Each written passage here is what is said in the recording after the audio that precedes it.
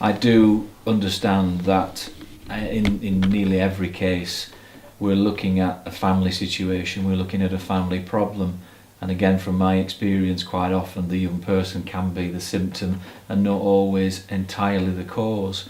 I mean, to what lengths or to what extent do you involve the wider family in your work? Well, we try to do a thorough examination of the family before we enter people into the program. And Espen talks with a lot of families, parents, gathers information both from the kids and from the parents, and we do kind of a evaluation of what's the problem. And that's one of the most crucial factors for success, I think, is that we spend a lot of time both amongst ourselves and with the families, with the kids, in defining what's the problems.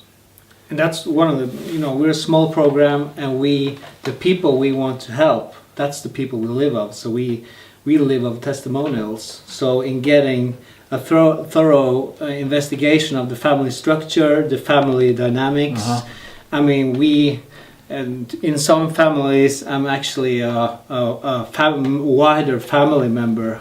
They call me on birthdays and congratulate. So for us it's a passion, but in that passion is also to get to know the clients we're having with us out in the wilderness.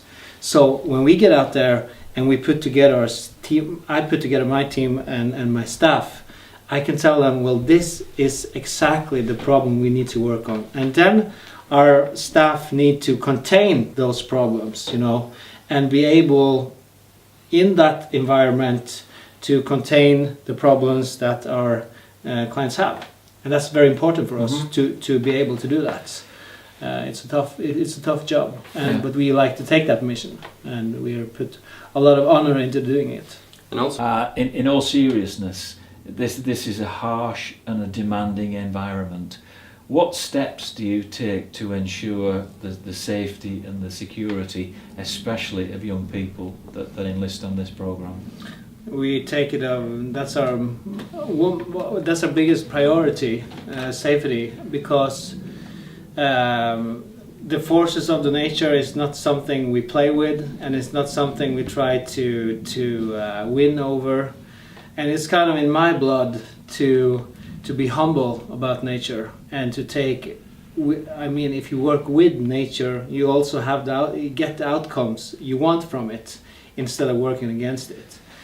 And when it comes to winter, which is quite, different from most foreign kids. I mean, in Norway we have, especially in the area we have strong winters, and it's actually a mindset. So it's a mindset my staff have, and it's something we never compromise with.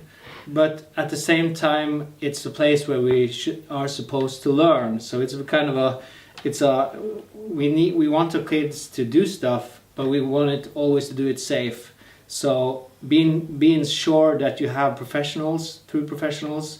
I mean, I've been out in all kinds of conditions in probably like 2,000 days in tents and in all kinds of ways of surviving, and that's not what we're teaching, but it's a very good, experience, because all this outdoor, taking people with you in the outdoors is experience based. So both from when I was a kid, I was a lieutenant in the military when we did the same thing, it's all kind of built up. So all that experience to and of course know the local conditions, to know when the weather change, where not to go, when to go, and also a therapeutic effect of it is kind of a tool and a way of working to say, well, it's safe to walk now, it's windy, and we will actually have a great therapeutic effect of it, and it's all safe. So we don't take any risks there. Okay.